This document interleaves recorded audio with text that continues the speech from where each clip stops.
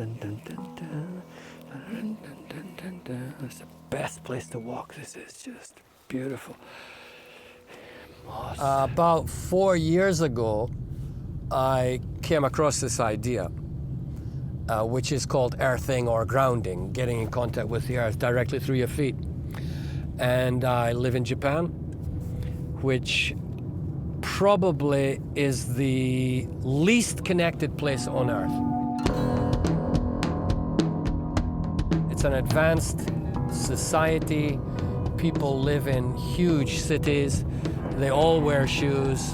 Everything's covered in asphalt and concrete. It's very difficult to get in contact with your planet. So actually, I've lived in Japan for 43 years. I've seen the health of the Japanese go way down in 43 years. They used to be far more robust. They used to be a lot noisier. They had a lot more piss and vinegar, as we say. And now I see people getting more and more depressed and unhealthy. And I actually connect it to the idea of they're not connected to Earth.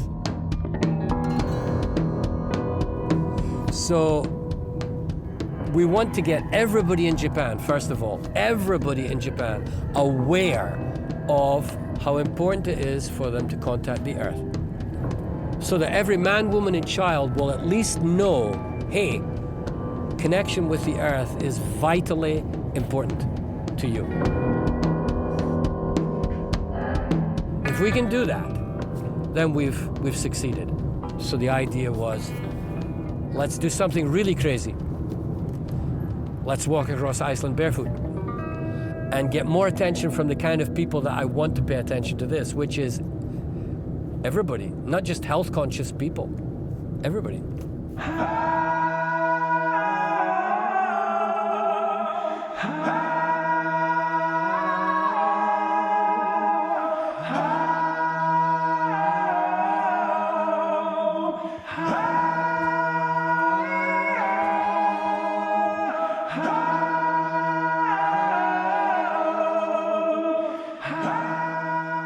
We are electronic beings. Our heart, our brains, our nervous system work on electrical impulses, which are deeply connected to the Earth's electrical potential. And if you wear these, you will not be connected to the Earth. This is made of plastic and rubber. Plastic and rubber are called insulators. So that means we walk on the Earth, but we are never actually connected to the Earth. So I want to demonstrate this idea in a way that's easy to understand, and I want to do it in a place that is ecologically and environmentally as pure as possible, as clean as possible, like the Earth used to be. So Iceland for me is like the primordial Earth used to be unpolluted, used to be clean. Iceland is that for me.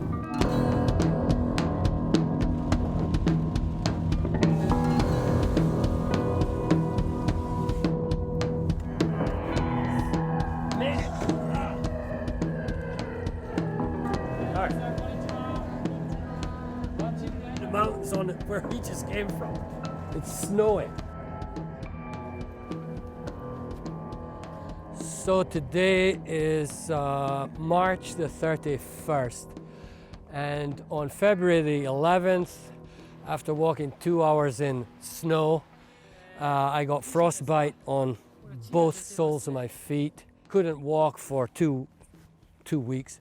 Recovering now, and so today I'm going to start barefoot training again. So I'm going to take these off and see how the new feet do, because they literally are new feet. Wet, cold ground. Feels really good to me. So let's go. The feet are a lot more sensitive, so I can feel the cold. I can certainly feel the ground under me a lot more sensitive, but they're working. They're definitely working.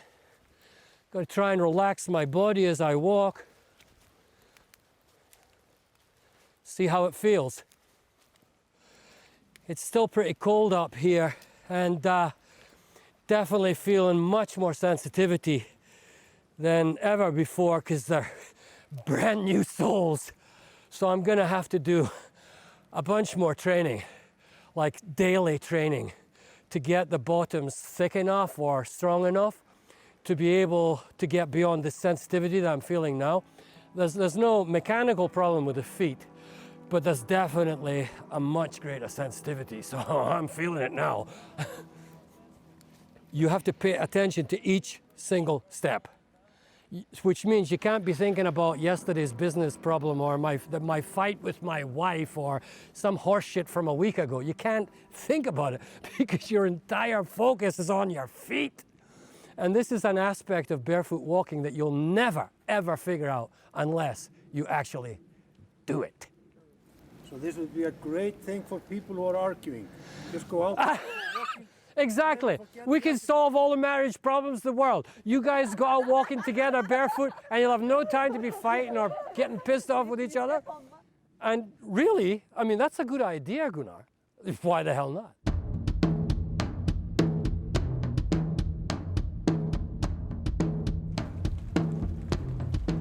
I don't see me getting a second shot at this. There's not going to be a second shot. I'm going to be 65 when I do this. So it's not like I can just, call it quits and come back next year, because quite honestly, I don't think that's very likely. I think after I've gone through this, I'll be different. I won't be the same. I don't see how I can do this and remain the same. So what motivates me is that this is an adventure, it's a rite of passage, and of course it's going to be difficult, of course there's going to be problems, that's part of the deal. It's not a holiday, for Christ's sake. I know, I'm realistic enough, it's no holiday. So age has got a lot to do with it. It's got a lot to do with it. It's a symbolic gesture to age.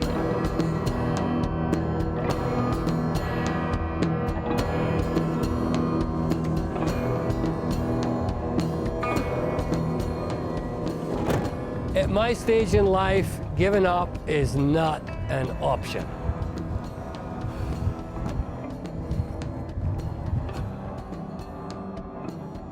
Today's the 18th of May, starting on the 24th of June, so it's like 5 weeks from now. So it'll be summer! It'll be summer!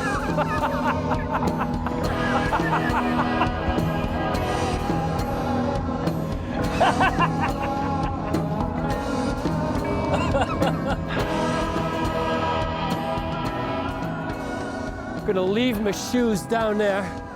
I'm not gonna pick the shoes up till I come back. And then I head out between the glacier and the mountain on the left. That's the initial route that I'll follow. Everything starts here, Thingvellir.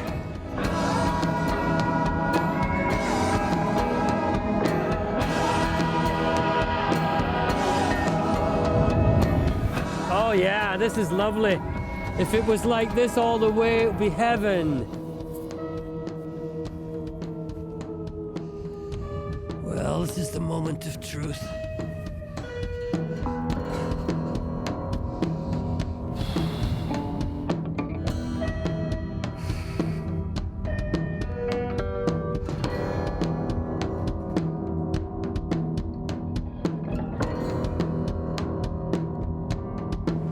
This is forbidding territory. This is like nowhere else on Earth. I mean, where are you going to find this? Absolutely nothing. Sheer emptiness. Wow.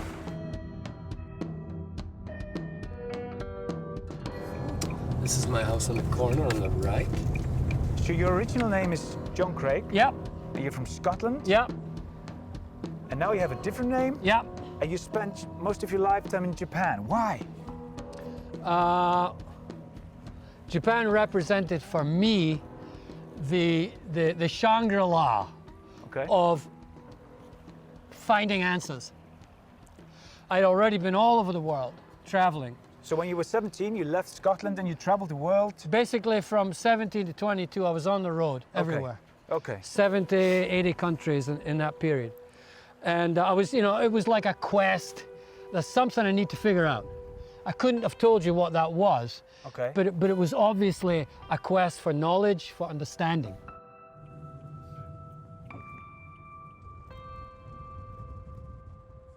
Life is a journey. Life is a pilgrimage, if you like. And let's do a great journey. Let's just go for it and do a great journey. And you can travel around here and there and do this and that, but Iceland is like, this has got to be a great journey. It's got to be something really different, really challenging, something that will grab like every cell of my body and shake it up and challenge me and make me wonder and question. But why not shoes? Shoes is boring, man. Anybody can do it in shoes. Shoes is like insulation, cutting you off from the planet. Shoes is bullshit. Barefoot means I'm actually contacting Iceland. I'm actually every minute of every day. And I swear to God, I'm not putting on a pair of shoes until I finished. So the entire time I will be in direct contact with Iceland, with the island. 24 hours a day, even when I'm sleeping, I'll be Earth. Now, how many people have ever done that? Icelanders, all day, connected with their own island? I don't think anybody. So, no shoes. No way. Comprende?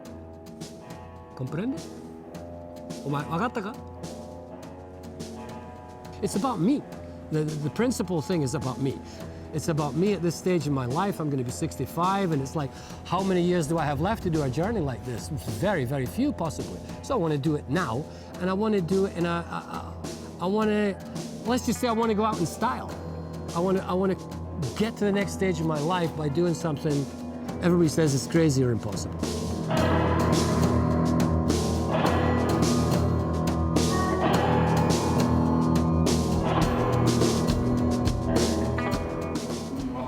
It's not the route, it's just, you don't want to follow exactly. I would just follow the road here. Yeah. So, in other words, here, rather than here. Yes. Okay. Yeah. But you see it here. Again, since this is the beginning, you might as well just want to go along with the road here.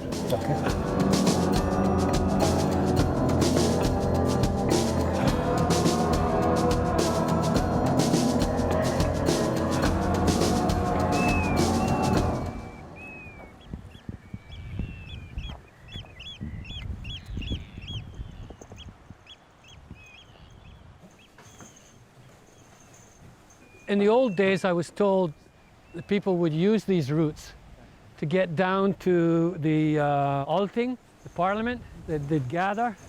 And some of them would take the left route, some of them would take the right route, and there were advantages and disadvantages. But it had a history of the people of this country, the pioneers, actually doing it. So it was another connection, not just being connected to the land, but surely hundreds, maybe thousands of people had had far more difficult, challenging journeys across the highlands than me. Oh, yeah. And I could connect to them. Map of the best routes for me. I don't know exactly how long it's going to be, maybe 4, maybe 500, maybe.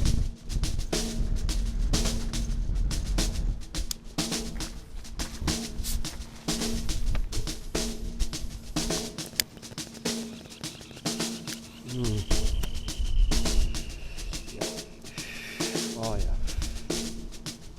This place is, it's like heaven, you know? This place it made me feel something, I don't know. So I was yelling and I was laughing and I was crying.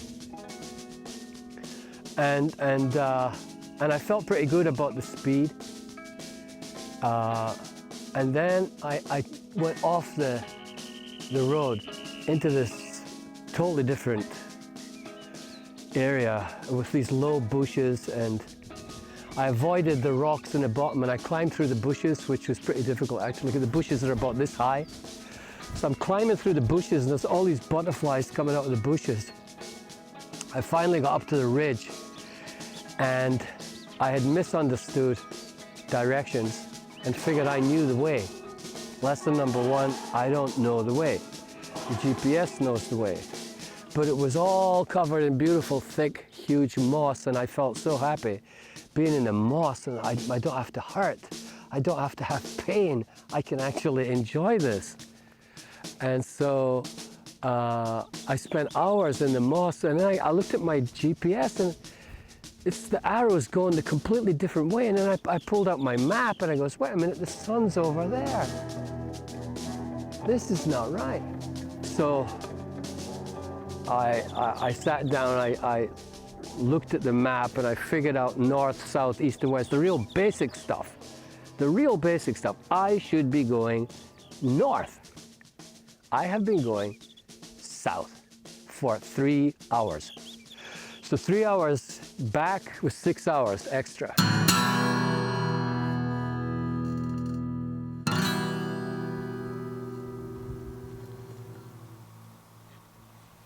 So the second day, so far, extreme pain.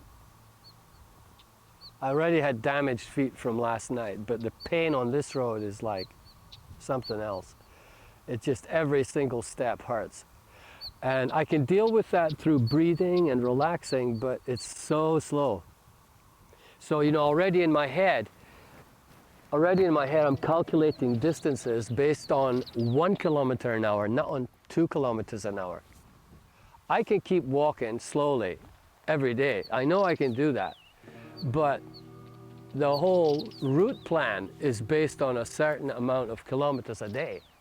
And at this speed, which is now 1 kilometer an hour, if I stay on this road, I can't do much better than 1 kilometer an hour, because each single step I got to look at. Every single step I got to look at. Where's my foot going? So that's incredibly time consuming and slow.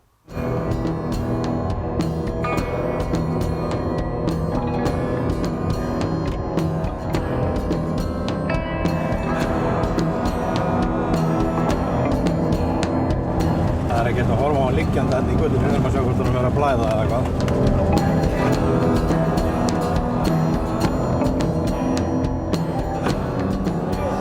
How are you doing? Wow. Is it difficult? The Highlands is something else. You gotta love it and you gotta hate it too. I love the place and I hate the road. It really teaches you how to walk. See? Yeah. There's a way to walk on this, but it's very slow. It has to be very slow. And there's no way that you're gonna get your feet strong enough to just dance across the surface of this. It's always gonna be slow. That's what I realized. And to do it slow, you gotta breathe and you gotta relax, and that's what I've been doing all day. I think I covered about maybe 5Ks since 9 o'clock this morning, which is really slow. But this, I have to admit, is a killer. I don't like jagged rocks. Look at this. Wow. The moss approaches. There's moss. Ah, never thought moss could do this for a guy. Simple little moss. Yeah. Okay, if you step on this, you can see. Yeah, this is much better. This is much better, you see. Oh, God, this is much better. Yeah. God, that is beautiful. Viva Icelandic moss. 7 hours on that gravel hell.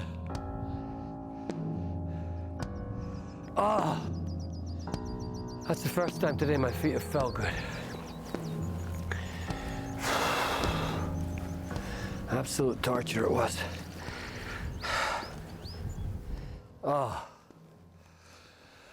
What a great idea this was.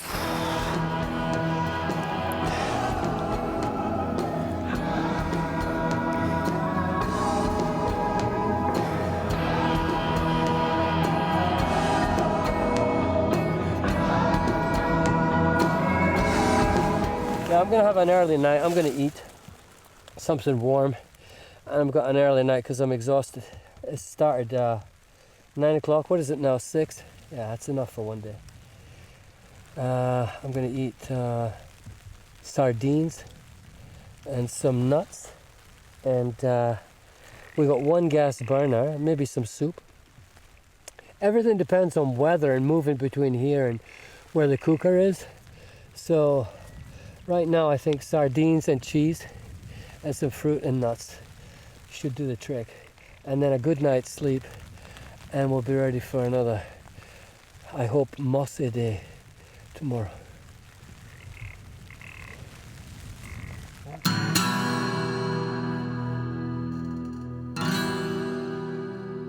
Well, last night I made a decision, which is I just definitely cannot walk all of this trek on this. It'll destroy my feet. And there's no point in trying to be a hero and trying to be a tough guy, as nobody can walk on this all day without getting injured. That was made really clear. And you know, I think it was Gunnar left my earthing, like, you can't call them shoes, they're more like slippers. I think he left them in the car knowing that this would happen. Clever Icelander. And I just decided, you know, I don't want to let down my wife, I don't want to let down my family, my friends, and the people making this film, and all these people are dependent on me to actually finish this. So if I have to compromise by putting on my earthing shoes, I'm still connected to the earth and I don't get injured. And you know, I don't want to end up in a hospital. That's not going to be any good for anybody. So I made the decision, if I have to put these on, I will. The rest of the time I'll walk on this incredible, I mean, this moss is definitely healing my feet. I can feel it. It's beautiful, it's bouncy, it's just incredible. Mother Nature is telling me a lot. It's difficult to explain, it's very hard to process, but it's like it's bringing all this stuff out of me, you know, like how I've lived my life so far. You get, I don't know, this place just does it. I recommend everybody comes here for at least a couple of days and gets a check-in with themselves. Big time check-in. Specimen A. This one's not too bad at all. This one got most of the damage. So I taped it up this morning just to cover the holes. But it's coming back really quickly, and the moss, the springy moss is actually really good for movement. It's a nice movement on the moss. I love it. I didn't expect this much moss. I'm so happy. So much moss.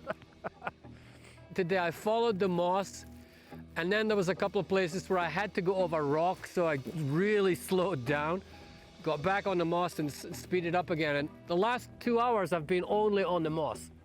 It's just all around. So definitely I'm going to be the moss walker. I'm going to be the moss walker.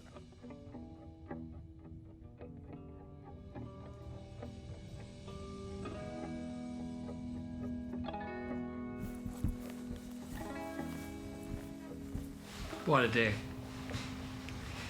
What a day. A lot of the day was bounding over moss, just bounding, and full of energy, and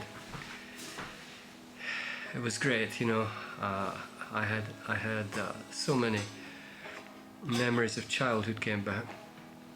It was like I was going back at the start of my life again, and then the most amazing synchronicity when the American group arrived and Solveig and his friend arrived. And we had the most incredible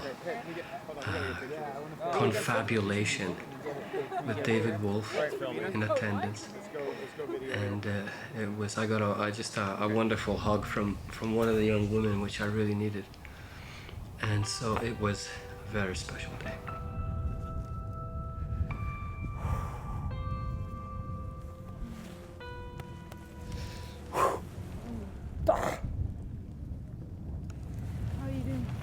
Good. Much better now. Much better now. That's all you need. Let me hug every now and again. Get you back on the spot, right? I try to do now every day 30 minutes, 1 hour just in grass, and I feel the benefits. What do you feel? You get more calm, you rest better, Yeah, you rest better. and so it's just like more parasympathetic activity in the body. And yeah, and then of course probably inflammation also. Inflammation's a big one. Yeah. Definitely. Definitely good for inflammation, yeah. So I think it's something that I'm gonna be continuing doing. Why would you stop? Exactly. It's interesting you're doing Wim Hof because I started cold showers 10 years ago. Yeah. And what a difference. And of course, nobody believes you. I know. They don't believe this. They don't believe cold is good for you. What are you going to do? Hello there, Chief. How you doing? Best ever. How you doing? Look at you. How's your feet doing? Look at How you holding up? Anyway, nice to meet you, Nice Chief. to meet you. What's your name? Ekhan. Echan. Pleasure to meet you. you Everybody, too. we're doing a little filming here. We got you guys here. How your feet holding up? Are you a barefoot person? You do barefoot all the time, or is this a thing you're doing for a mission? Well, I've been doing it for like 4 years since the book, you know. The earthing book. The book. Okay. And it clicked. Yeah. Everybody wants a science piece. We got that already. That's in the book. We know all that information. That's in the studies. Yeah. What's been going on for you psychically, emotionally, Well, mentally? I had a dream about my wife last night. And it was, I mean, dreams definitely get richer. But last night, it was like a visitation. Yeah. You know, it was like a visitation. And it was, wow, I haven't had this level of visitation, you know. And it's since I came here. Since you came here, yeah. You're UK? I'm Scotland, yeah. Scottish. Yeah. You from which side? Glasgow side or? I'm from Aberdeen. Okay. Where are you from? I'm originally from the U.S. Yeah, New York City. Originally, but New grew up in York. Okay. California. Yeah, New York. New York, yeah. Yep. They can't go barefoot in New York because it's just too much soot and crap on the ground. Why are you here? Why here in Iceland? We just led a retreat here, and we took everyone out to all the sacred sites on the western side of Iceland and in the south, some of the more popular tourist sites. And then afterwards, we just like to get into the wilderness and have a good time. And then we heard today that you were out here, and we were like, let's go track him down. Let's see how he's doing and talk to him about earthing. And one of the things that's happening out there is there's more and more interest in this. It's growing by the millions, I'd say every month. Thanks to you. Yeah, I've been putting the word out there. I've done the whole planet, you know. I've traveled, I've been to, I used to lead retreats to Peru and everywhere, but there's just no comparison. Iceland, no comparison. He's right. That's why we keep coming here. And to Peru too. We love Peru, but this place is something really special. It just, it hums and it dings, and it's got something.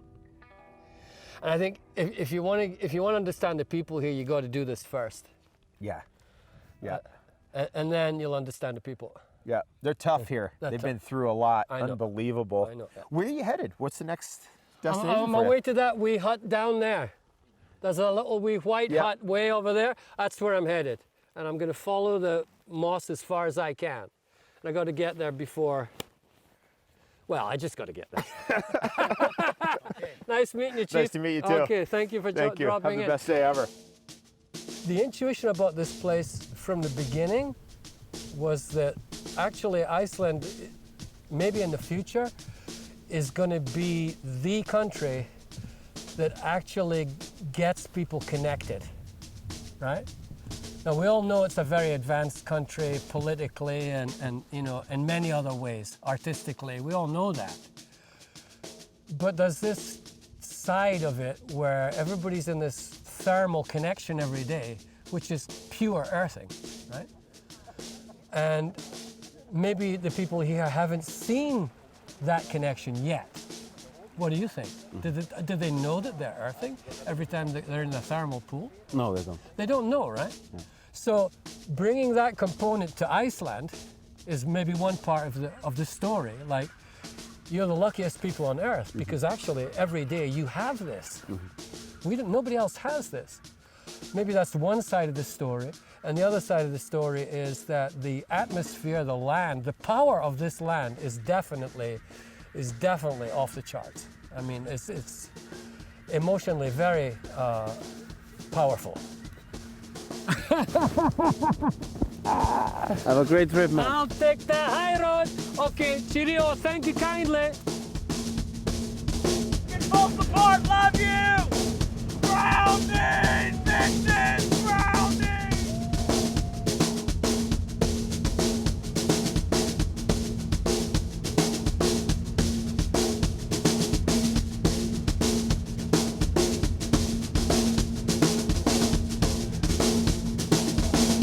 I'm in the tent, base camp 4, and it was about 20 k's today. It was a good day. Left the hut at 3 and skirted the mountain, and I crossed this wasteland to get to the pylon road, and it was amazing. It was like gray volcanic ash mixed with massive outcrops of rock and a lot of small rocks. So I was very careful because that is Sprain City. If you lose your attention for 1 second on that kind of surface, you're gonna sprain your ankle and you're gonna be in serious trouble. So I'm very aware of the risks, especially alone, walking in that kind of terrain. And so I got super focused, paced myself, paid attention to every single step. And after about 4 hours, I got onto the pylon road, as we call it. So I'm feeling really good.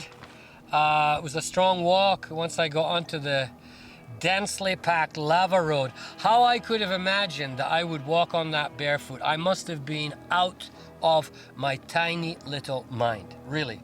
I mean, some enormous exaggeration of my imagination figured out that the soles of my feet would get tough enough to walk on that. Never in 100 years will any human soul get tough enough to walk on shredded lava, baby. No way.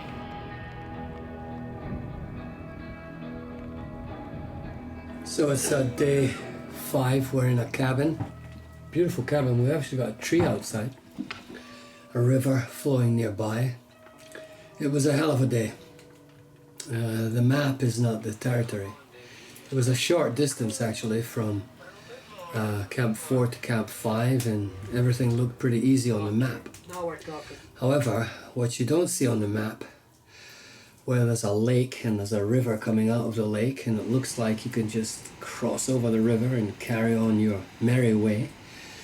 There was no place to actually cross the river.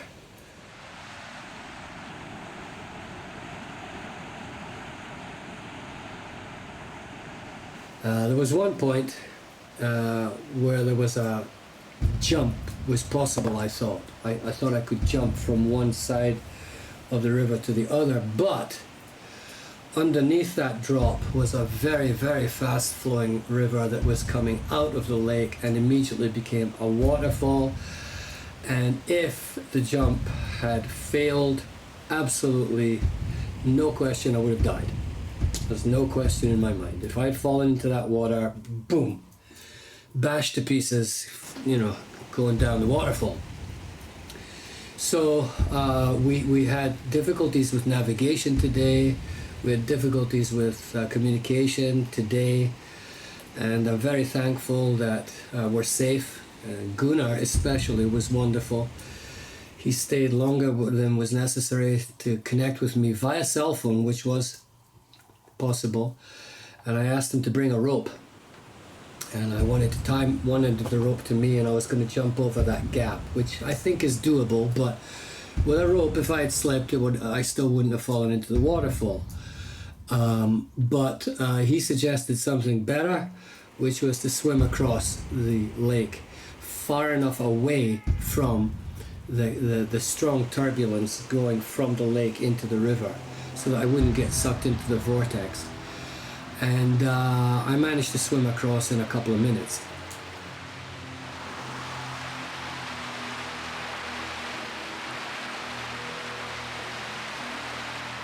And so it was a very sobering day, and it turned out good, but it could have turned out any other number of ways. So I'm very thankful that we're fine. Me and Hiroki had some arguments about, why this happened, and we all have our different understandings, and it's very difficult for Hiroki because it's the first time he's driven here and he doesn't know the roads, and it's easy to get lost.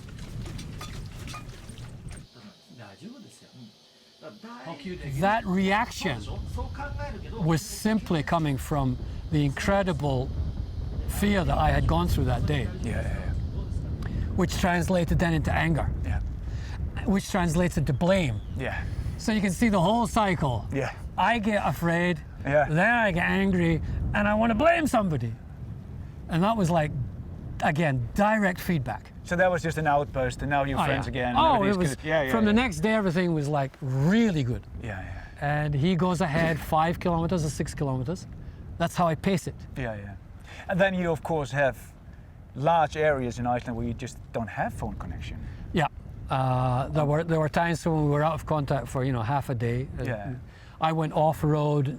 I had a GPS. I sight a mountain and I keep it, and then I don't need to look at the GPS all the time. Because I got that to look at. And those were probably the most magical moments when there's just no road.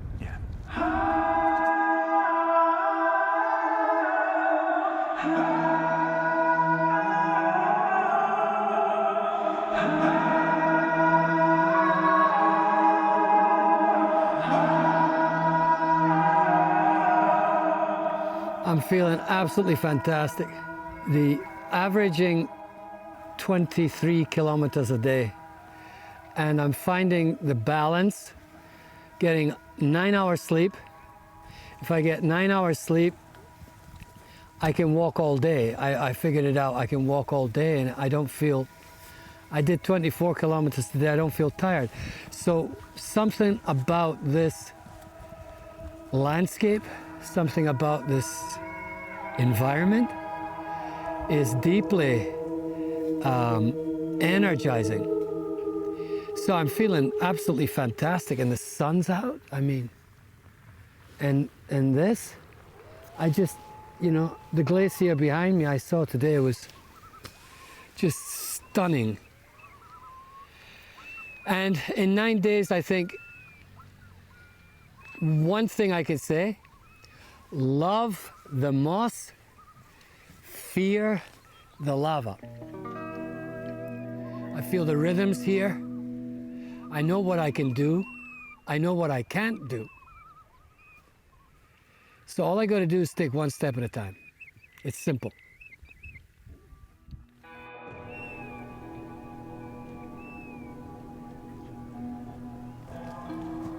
We're at the place where the thermal springs come out, and I can't pronounce it for the life of me. I've been trying all day to remember how to pronounce the name of this place. Barefoot. Finally, I got here, and I'm gonna go and get into the hot water, like pronto.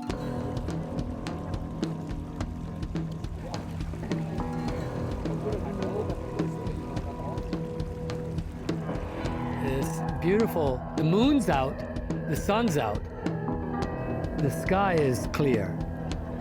What more do you want?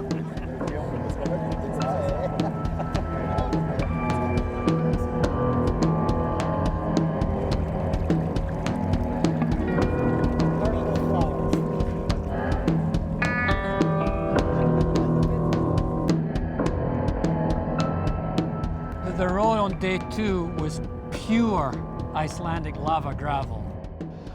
And then I started getting cut. And then I realized, wait a minute, you're not Superman. This is gonna destroy your feet. Yeah, this is much better. So luckily, I had taken with me these very simple, we call them earthing tabi. But these have carbon soles. So they actually have the same connective result as being barefoot.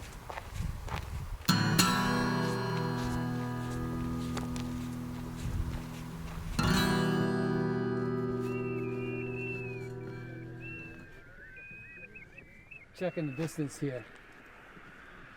Because there are many interesting hot springs in the area with thick precipitate formations around them. The picture shows the hot springs. Oscar Hulsheveran Blachave. Yeah, I can read that, I can read that, I can read that.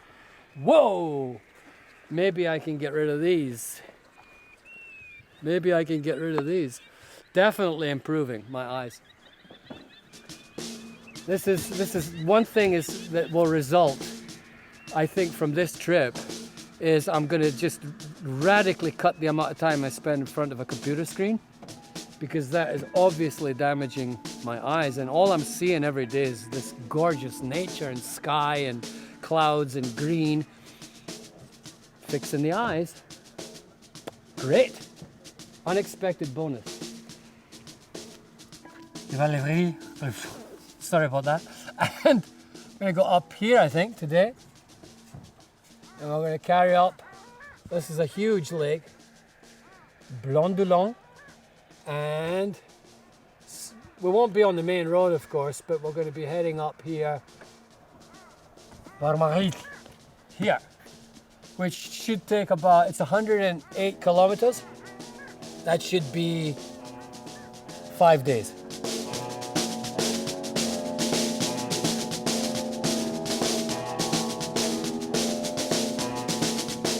Hi, Wally. Nice to meet you. Nice to meet you. Amazing too. man. I heard, I mean, talk about coincidence. In the hot pool yesterday, I hear about this famous Icelandic chef shooting The crawfish with the crawfish yeah. that you had shot in the Bahamas, and he's telling me this story, and then he says, the guy's here. This has happened all during this journey. That's amazing. That is amazing. But what do you eat then? My wonderful Japanese assistant does soups. Yeah. Get hot soup a couple of times a day. Cheese, eggs. For protein, I'm getting fish, sardines. Wow. Oh, and your yogurt, your marvelous yogurt. Skyr? Skyr. Yeah. Yeah. And nuts. And so nuts, dried fruit, cheese, sardines. Interesting. What else? What do I need? I don't know. I think you're pretty much covered. I'm know? covered? Yeah. You know, up here we just focus on something very simple. You know, we do we call it Halla's famous shepherd pie, where we make it actually out of sheep meat, not the lamb meat. Shepherd's pie is a delicacy in Scotland. It is, yeah. But we make it, you know, we make it into a stew, and then we have a potato crust over it, and we bake it like that. It's really good. I mean, it won't match your sardines, I bet you. Shepherd's pie. I grew up with shepherd's pie in Scotland. It's not a common thing in Iceland actually at all. I think it's quite interesting, and I think it's very interesting to meet a guy who is actually doing this journey by foot and actually barefoot. As much as possible. But look at this place. I mean, look at this place. Amazing. You know, no wonder everybody's suddenly interested in Iceland. It's not just the visual. You know, people look at pictures of Iceland, they go, wow, that's pretty. But they can't actually get the feeling of how powerful this environment actually is, you know. And I've been all over the world. All my life I've been a traveler, like the whole world. And really, there is nothing like this anywhere in terms of environment. I love the wintertime. I've been here in the wintertime. I think that's really, really... So you're sitting in there surrounded by snow? Yeah, it is. Nice. Northern Lights. Oh, and the Northern Lights. Yeah, this is a great spot for that in the wintertime. Well, next time let's get together in winter and definitely have some shepherd's pie. It was amazing meeting you, man. All the best on your journey. Thank you very much. Thank you. Thank you. Bye-bye.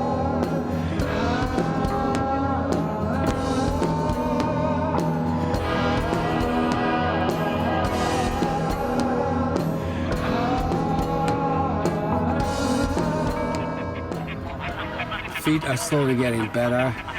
I'm still limping a little bit, but I'm taking care of my feet every night, putting antibiotic cream on the cuts. Definitely my feet are improving. The rest of the body's doing great. Another river to cross. But you had to go across a river, you like just strip down naked and cross a river, right? Oh, that river. Yeah. It took a long time. because my feet are so tender. Yeah. And it was all gravel and rock in the bottom. I mean, I had clothes on the top. Yeah. I was naked from the waist down. Yeah. I wasn't conscious of the cold because I was so concerned about not losing my balance. Mm-hmm. So it's always the stronger of the two fears concerns you. The other one you forget. Yeah. So I had no idea how cold it was until I came out. Then you started to shiver. No, I didn't start to shiver. I started to scream. Yeah. Because the pain in my feet was unbelievable. Yeah, yeah. Like, yeah.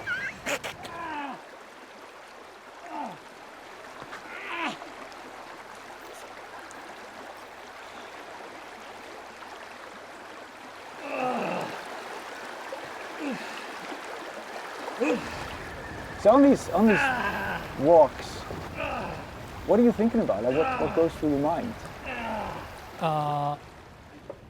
Your whole life. Yeah? From the start.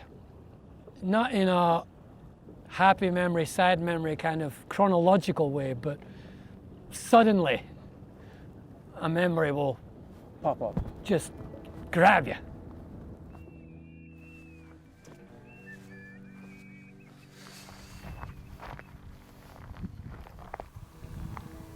I started to look up instead of looking at my feet.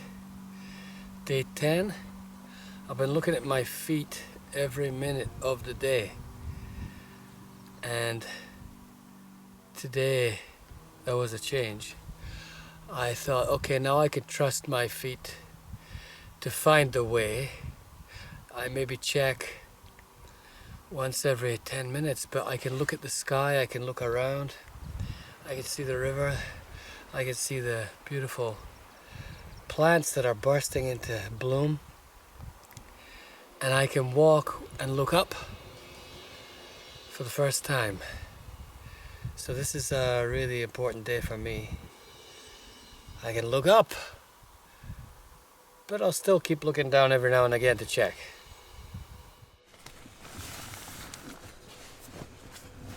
And what did you do in your tent? Read, Okay. slept, woke up, read, wrote, smoked, Yeah. repeat the cycle. So it became a natural rhythm of how to spend 12 hours not moving and just being with yourself, which was precious time. Yeah. Just absolutely precious. Nobody to bother you. And what were you reading? 2 books. Yeah. The New Testament and a book called No Man is an Island. and in Ireland, of course, can also be pronounced Iceland. Iceland. Yeah. I thought that was hilarious. And it's one of the most brutally honest written books about solitude.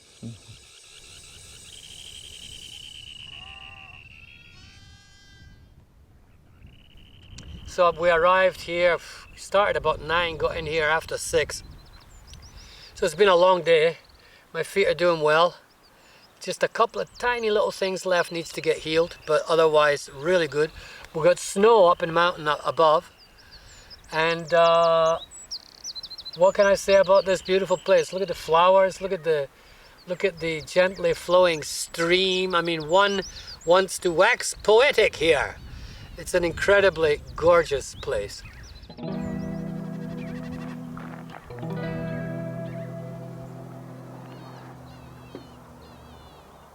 Varmalit! Solitude, being alone, is the most undervalued thing in modern life. It is so important to be alone. It is so vitally important to be alone. If you don't know how to be alone, there is no way you can have a relationship with another human being. So you might as well get with the alone, and then you can get with other people.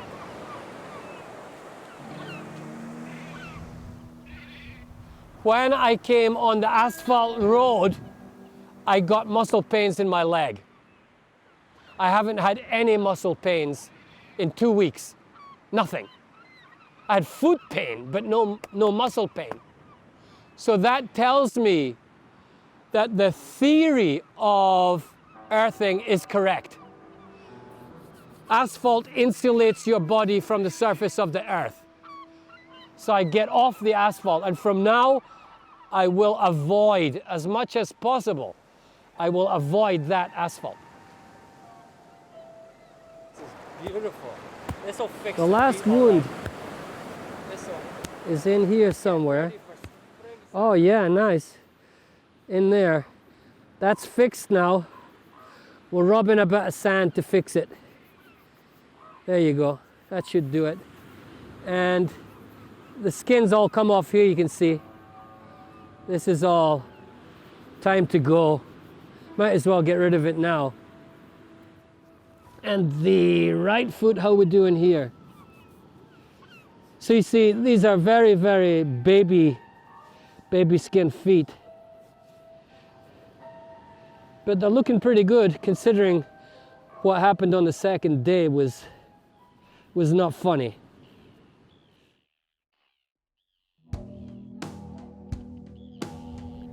The best hot spring, absolutely, was where the old outlaw, Greti, his pool, that was the best. Absolutely. I think it'll be a change of plan. We'll camp here for a week. It was the best temperature, the best view. You could actually see the bubbles coming from below where the heat was actually coming into the water.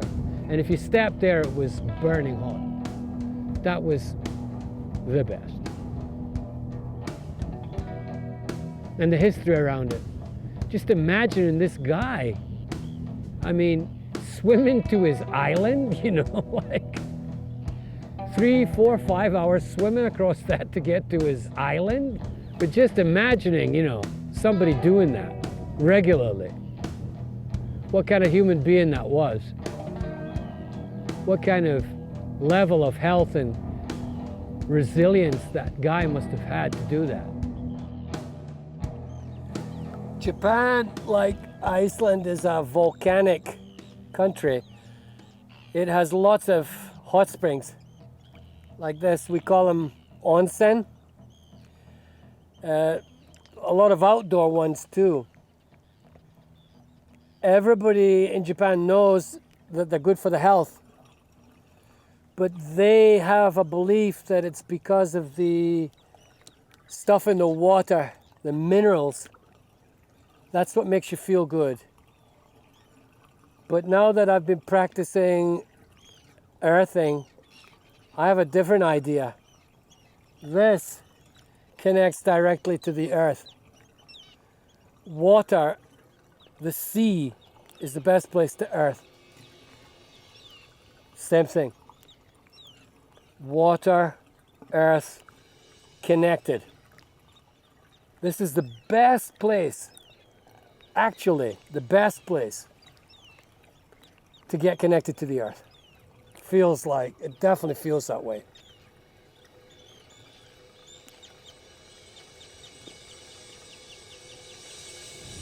The wee Icelandic horsey, ah, how pretty you are today.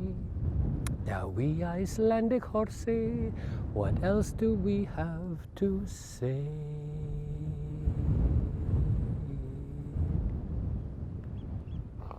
The wee Icelandic horsey, so proud and big and free. The wee Icelandic horsey, oh, a kiss on me.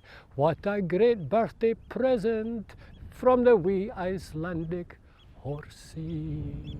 Oh, what a lovely kiss I get from you, darling. Best birthday present ever. I've been singing to the horses, I've been singing to the birds. I sang in Japanese for the cows today and apologize for eating so many of the brothers and sisters on my paleo diet so I could lose weight. And they were very forgiving. One big cow came right up and gave me a kiss too. So I got a cow kiss and a horse kiss today. I mean, what else do you want on your birthday? The old man and the horse, not the old man in the sea.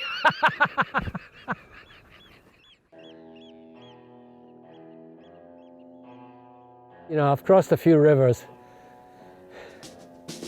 That was the best. The horses just came out of nowhere, and the way those men had complete control over the movement of the horses, and they used the dogs, and you couldn't have timed that. You couldn't have timed it. Boom! So much beautiful energy and power just banging across that river.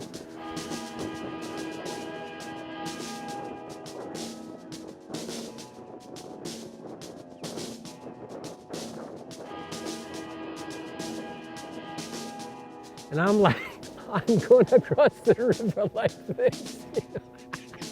It's like, this is how you cross a river.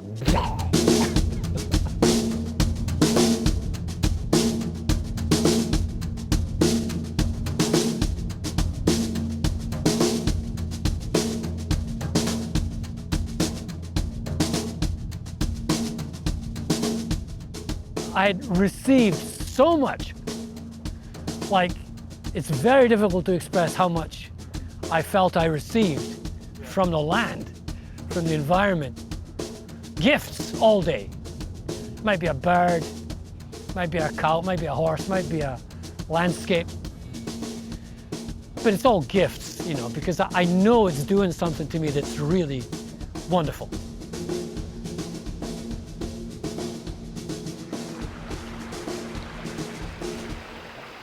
Aha, the birthday party.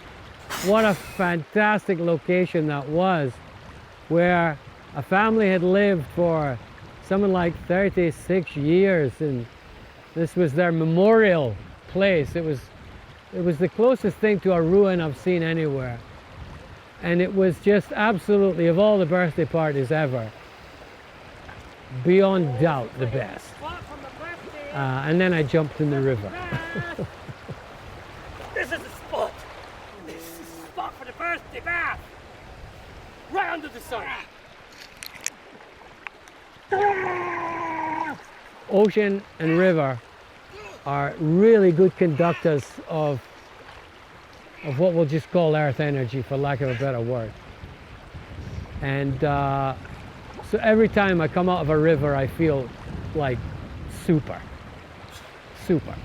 It's simple. You just feel great. It's not just the cold. It's the movement of the river, the connection with the earth, everything. You got to jump in if you want to find out. You know, you just got to jump in.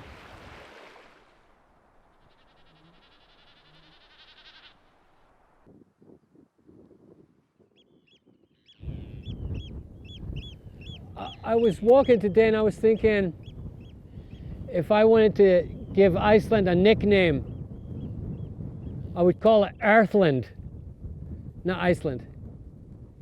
Because here, of all the countries, I've been all over the world, here you can actually really appreciate the power and the magnificence of the earth, because it's so completely untouched by human hand or foot. It's completely new in the geological sense. This is one of the newest places on the planet, as far as I know. It's fresh, it's new, it's just singing with energy. And of course, the weather patterns are so astonishingly varied that every day there's 10, 20 different changes. And then you're in the middle of this. So Earthland, I would nickname this marvelous terrain, Earthland. If you want to get connected to the earth in a really fundamental way, come here and take your shoes off, or jump in a river, get in touch with the place, feel it. And then you'll find out what you're thinking is pretty hard to tell people about, actually.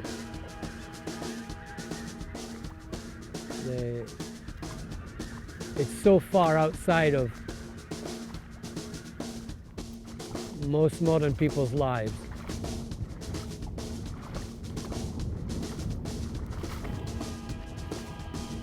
You have to invent new words for it.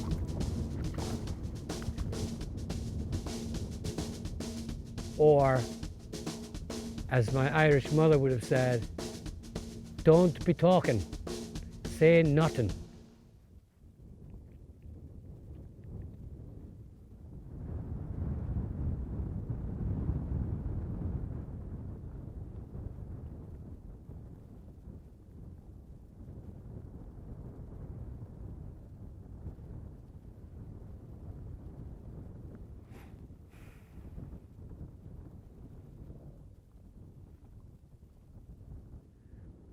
Describe emotions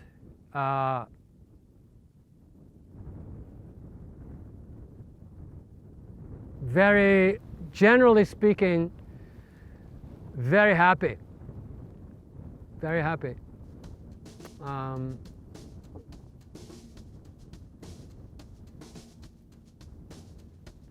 Calm, content.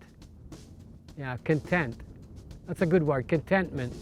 Is a little bit different from happiness in English. Contentment means you feel completely full. You don't need anything else. Like, what do you got to offer me compared to this? I don't think you got anything to offer me. I'm here. I have arrived. This is contentment. So I think that would probably be the best word to describe the emotion. Yeah.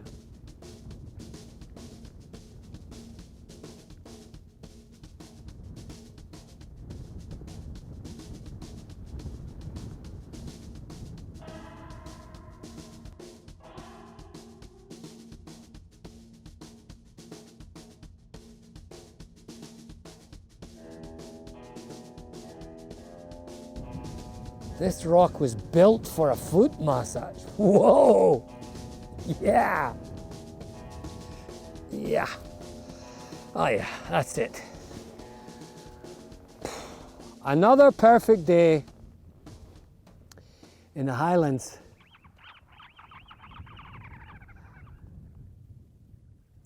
The key to this whole journey, really simply, one step at a time. Not thinking about tomorrow. Drop the past. That leaves us with this.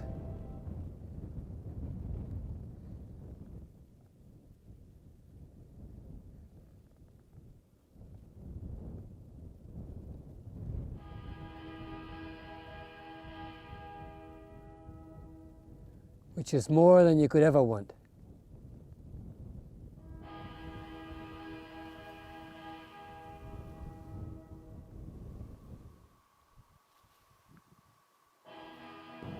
The wind was marvelous. Oh, it was just marvelous. I loved that wind because it just blew it away. I actually did this. I was throwing memories away into the wind like this. I've had that one enough. Did it result in crying, screaming, shouting, laughing? Oh yeah, all of those. All of those. All of those. Yeah? Yeah. All of those. So walk and throw, which is why I feel so phenomenally good now. Yeah. Because I feel like I've just let go. So much useless stuff doesn't serve me. Thanks to Iceland.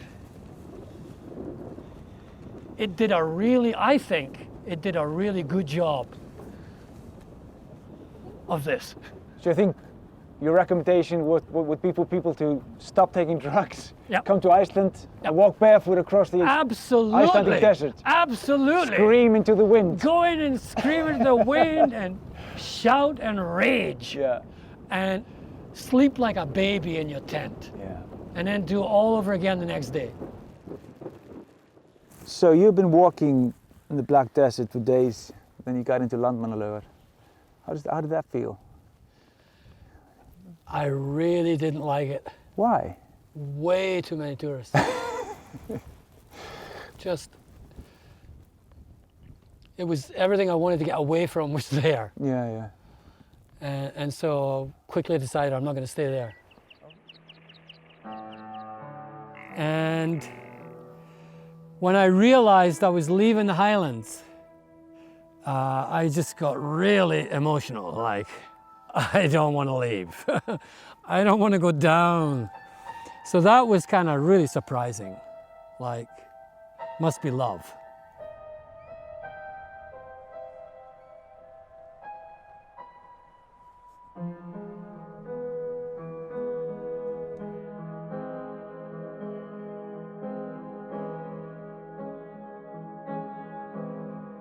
I'm headed into the last stage here to Vik. And I really want to slow time down because I realize I can get there in 6 days, no problem. I think 6, 7 days. And no health issues at all. Been healthier than I've ever been in my life. Now I believe that's connected to walking connected to the earth. And the more I do it, the better I feel. And maybe that's why I don't want to end it, because if I go back to the unconnected world, you know, it's not going to be this level of energy and health that I have here. I mean, it's got to do with this environment, you know. It's just spectacular. Spectacular.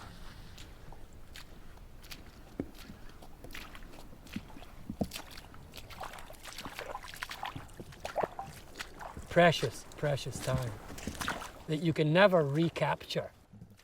You can't go back, even if you try to do it all over again. No, it wouldn't be. So to recognize that preciousness is really important in whatever stage of life you're at. You know, this is precious, so let's just savor it. The word is savor. Really enjoy the taste and the feel and the smell and the sound of all of this.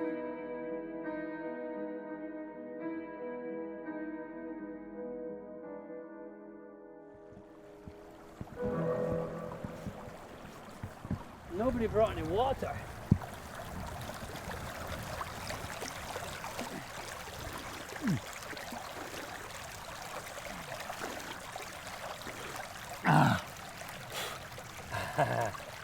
That's good. The most important message that came out of all of this was kindness. Kindness. What? You have to learn to be kind. And I look back on my life and my cranky, Celtic, angry, uptight, judgmental, critical nature. At the age of 65, was like, you can't carry on like this. However long you got left, you got to change this.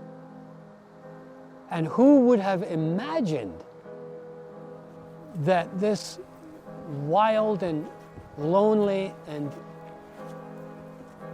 beautiful place would come with something like that, beyond any expectation. I never would have imagined that could happen. So, and that kept coming back. And it came back in actual demonstrations. People would stop in the middle of a storm. And 2-3 cars a day. But one of them would stop and the window would roll down.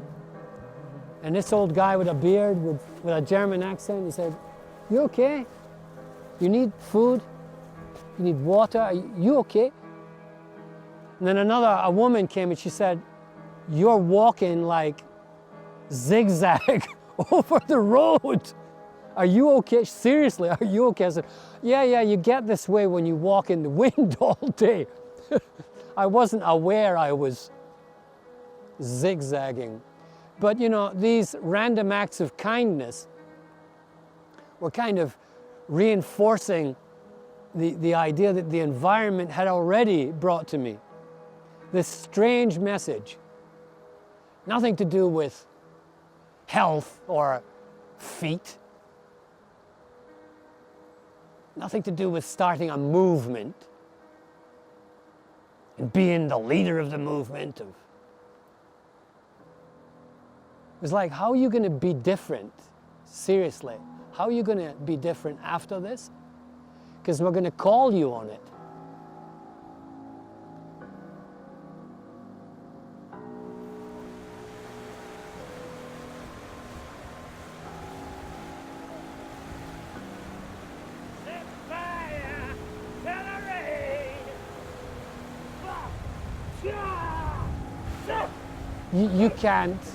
You can't go and buy that anywhere.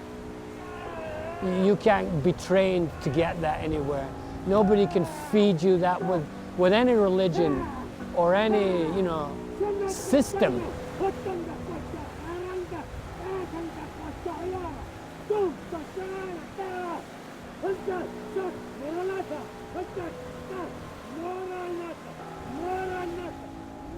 You actually got to walk into that. And if you're lucky, and I've been very lucky, so lucky, my body's held up every day. I mean, magnificent health right through. And I credit this, the power of this place. The power of this place alone is not enough. You can come here and be a tourist and, oh, the power of this place. But you actually got to connect to the place before it will share its power through your body. And by God, it did that with me. Unforgettably so. And so yeah, there was lots of crying, yeah.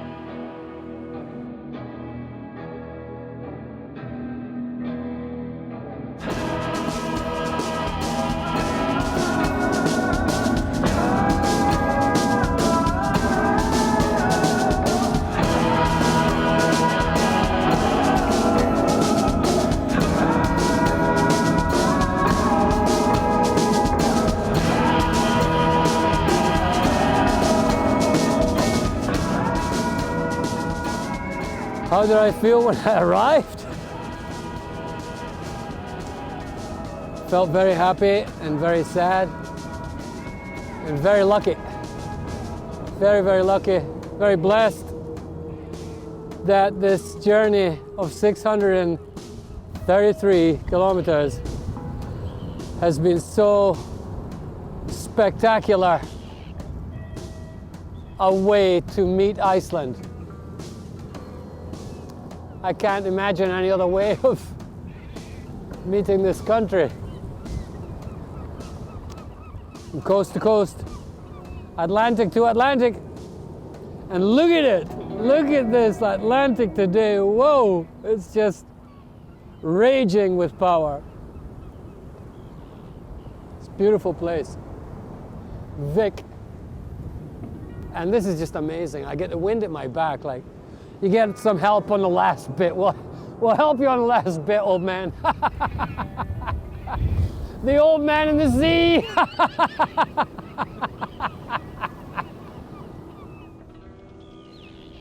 Thank you for guiding me to this town.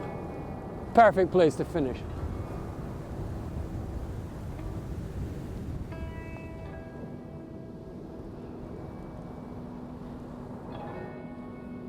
Well, thank you all my ancestors across the waves.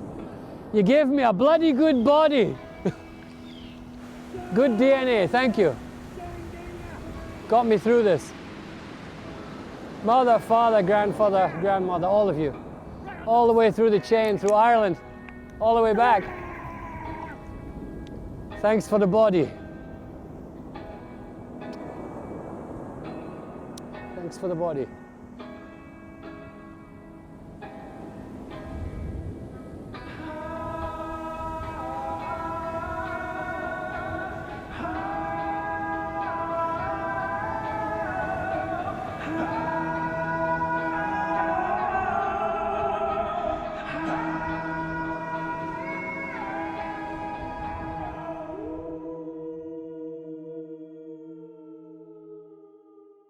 My wife, we've been together for 43 years, and we've actually renewed our marriage vows 6 times.